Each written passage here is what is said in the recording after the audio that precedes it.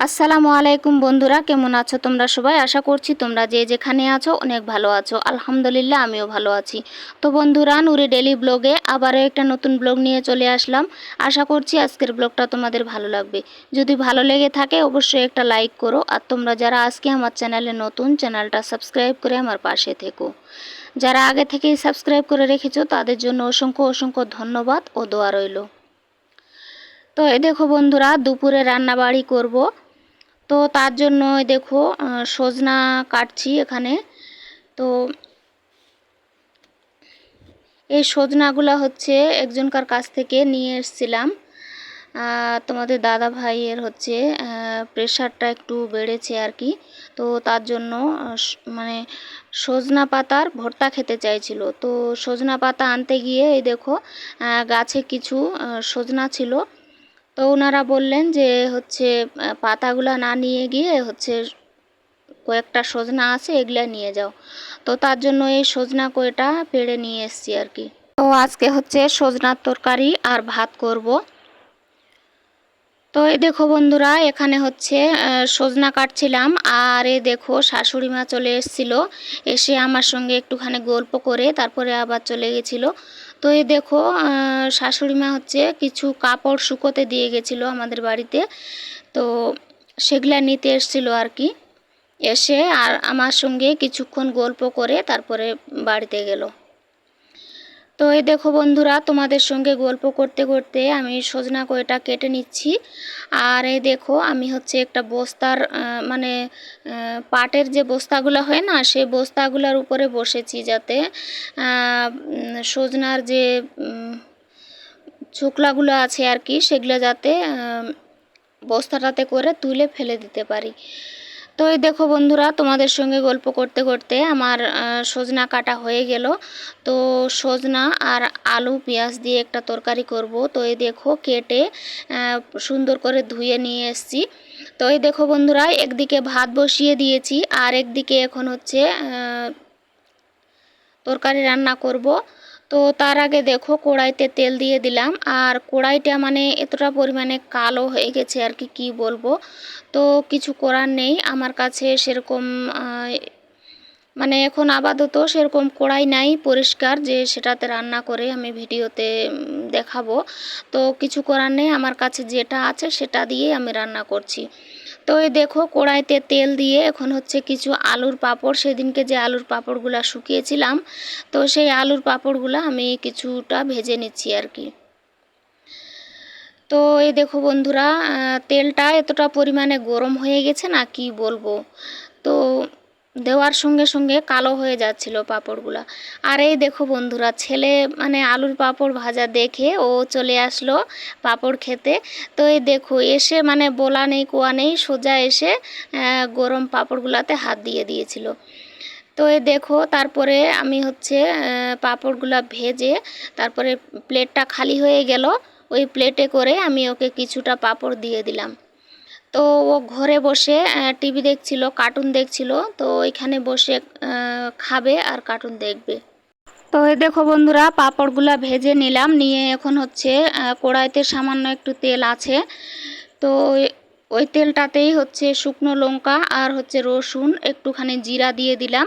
দিয়ে হচ্ছে 2টা করলা ছিল, তো ওই 2টা করলা 4 পিস করে নিয়েছি, নিয়ে লবণ হলুদ দিয়ে মাখিয়ে রেখেছিলাম, ওইটা এখন দিয়ে দিলাম তেলে।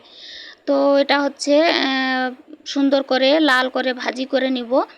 তো আজকে যেহেতু শুধু শুধু সজনা আলু দিয়ে হচ্ছে একটা তরকারি করছি, তো শুধু একটা তরকারি দিয়ে মানে খেতে ভালো লাগবে না, তো তার জন্য একটুখানি পাঁপড় ভেজে নিলাম। আর এই দেখো এই করলাটা সুন্দর করে ভেজে নিব আর কি, লাল লাল করে। আর ওইদিকে ভাত বসিয়ে দিয়েছি, ভাতটাও প্রায় হয়ে আসছে, আর একটু হলে উতলে যাবে।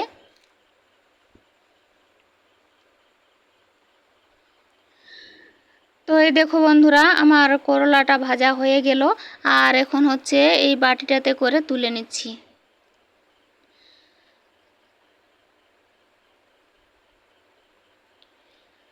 তো বন্ধুরা, আমি যেখানে বসে রান্না করছি আর কি, তো এই দেখো এই জায়গাটা মানে খুব একটা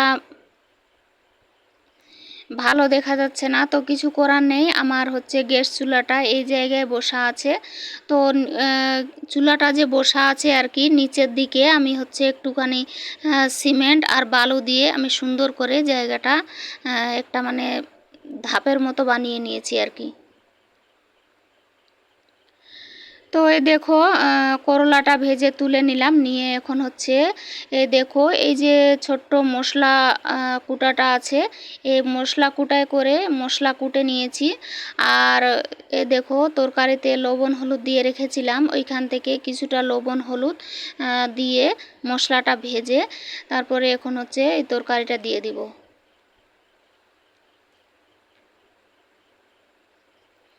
তো মশলাটা সুন্দর করে লাল লাল করে ভেজে নিচ্ছি, না হলে আবার ভালো লাগবে না। তো এই দেখো বন্ধুরা, এখন হচ্ছে সজনার তরকারিটা দিয়ে দিলাম, দিয়ে অল্প একটু নাড়াচাড়া করে তারপর হচ্ছে ঢাকা দিয়ে দিব।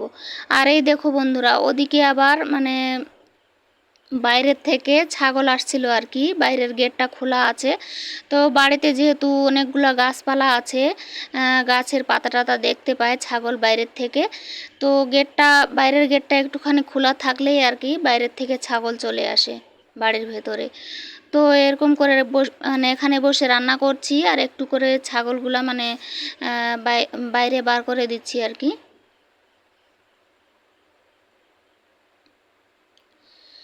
তো এই দেখো বন্ধুরা, তরকারিটা একটু নাড়াচাড়া করে ঢাকা দিয়ে দিলাম। তো এই দেখো বন্ধুরা, এদিকে হচ্ছে ভাতটা হয়ে গেছে আর তরকারিটা হচ্ছে কষিয়ে তারপরে ঝোল দিয়ে রেখে দিয়েছি। এই দেখো বন্ধুরা, এদিকে ভাতটাও হয়ে গেল। তো ভাতের মারটা যতক্ষণে ঝরিয়ে নেব ততক্ষণে তরকারিতে ব্লক চলে আসবে, তো তারপরে তরকারিটা নামিয়ে নেব।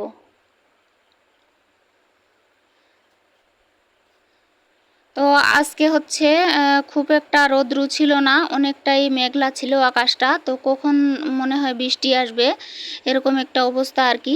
তোমরা পুরো ভিডিওটা দেখলে বুঝতে পারবে। আমি হচ্ছে একটু আকাশের দিকে একটু একটু করে তাকাচ্ছিলাম যে মনে হচ্ছে এই বোধহয় বৃষ্টি চলে আসবে। তো এই দেখো বন্ধুরা, আমার হচ্ছে ভাতের মার ঝোড়া হয়ে গেছে। এখন তরকারিটা নামিয়ে নেব, তরকারিটাও হয়ে গেছে। তো এই দেখো বন্ধুরা, ভাত তরকারি রান্না করে রেখে রেখে দিয়ে তারপরে এখন চলে আসলাম। রান্না করে রেখে দিয়ে বলতে ভাত তরকারি খাওয়াও হয়ে গেছে। তোমাদের দাদাভাই ভাত খেয়ে দোকান রেডি করে দোকানটায় ওই যে বাইরে মানে বার করে রেখেছে।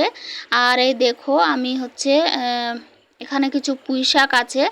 তো পুঁই শাকের গাছটা তোমাদেরকে এর আগে দেখিয়েছিলাম। তো এই দেখো বন্ধুরা, পুঁই শাক এখান থেকে মাত্র একবারে খাওয়া হয়েছে অল্প একটু। তো বাকি পুঁই শাকগুলা দেখো এখানে মানে অনেকগুলা মাটিতে লম্বা করে চলে গেছে।